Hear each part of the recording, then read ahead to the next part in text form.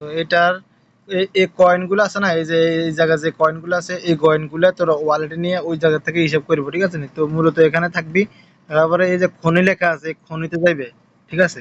এটা যখন coin claim করে তখন এখানে টিপ দেওয়া লাগে, ঠিক আছে নি? আমার এখানে আরো 1 মিনিট 52 সেকেন্ড আছে, ঠিক আছে? তো 1 মিনিট যাইলে এখানে কয়েন আইব, খনি আইব, ঠিক আছে? তো এটার মধ্যে টিপ দিয়া এই জায়গাতে একটা অপশন আইব সাদা, এটার মধ্যে টিপ দিলে ব্যাস আমার ইয়াটা হয়ে যাবো, ঠিক আছে নি?